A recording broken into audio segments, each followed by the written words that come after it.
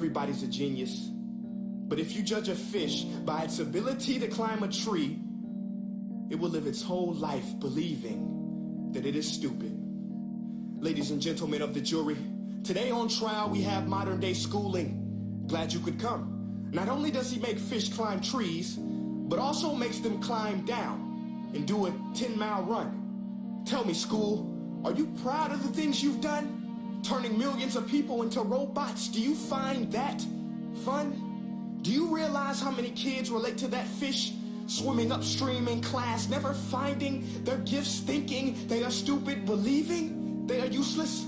Well, the time has come, no more excuses. I call school to the stand and accuse him of killing creativity, individuality, and being intellectually abusive.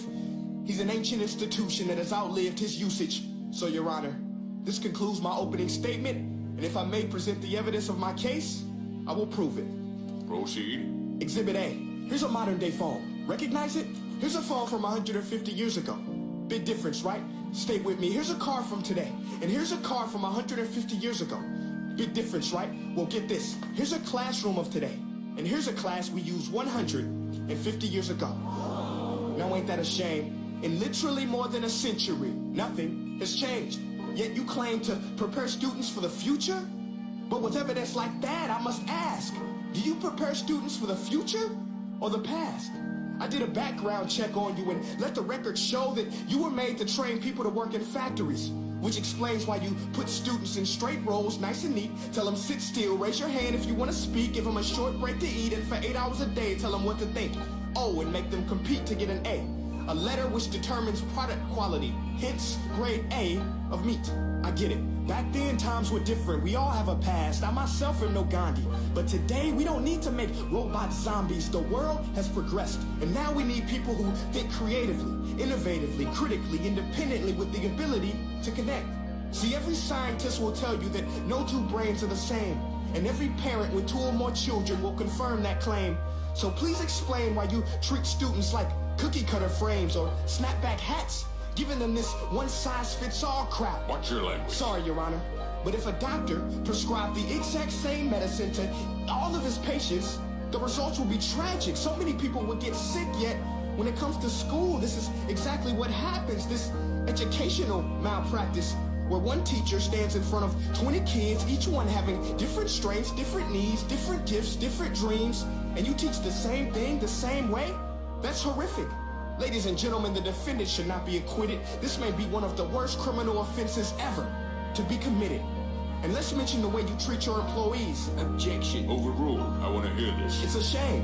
I mean, teachers have the most important job on the planet, yet they're underpaid? No wonder so many students are short-changed.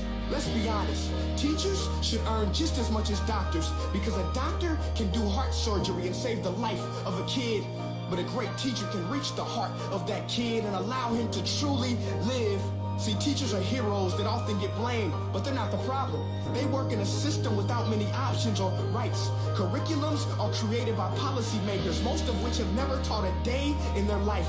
Just obsessed with standardized tests. They think bubbling in a multiple choice question will determine success. That's outlandish. In fact, these tests are too cruel to be used and should be abandoned, but don't take my word for it.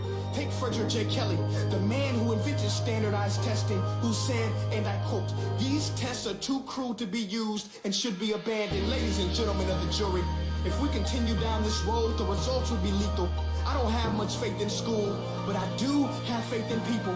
And if we can customize healthcare, cars, and Facebook pages, then it is our duty to do the same for education, to upgrade it, change it, do away with school spirit, because that's useless. Unless we're working to bring the spirit out of each and every student, that should be our task. No more Common Core. Instead, let's reach the core of every heart in every class. Sure, math is important, but no more than art or dance. Let's give every gift an equal chance. I know this sounds like a dream, but countries like Finland are doing impressive things. They have shorter school days. Teachers make a decent wage. Homework is non-existent, and they focus on collaboration instead of competition. But here's the kicker, boys and girls. Their educational system outperforms every other country in the world.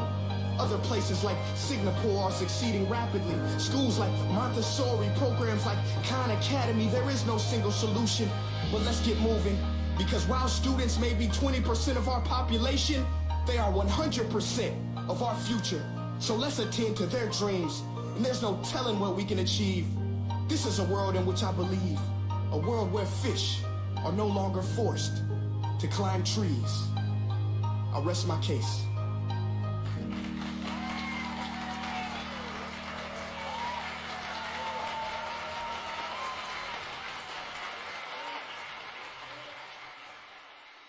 Hey guys, my name is Prince EA, and I want to say thank you so much for watching my video. But now, I want to know what you think.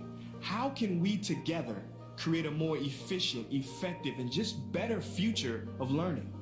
I want you to visit nestday.com/preorder the future and share your thoughts and ideas on the topic.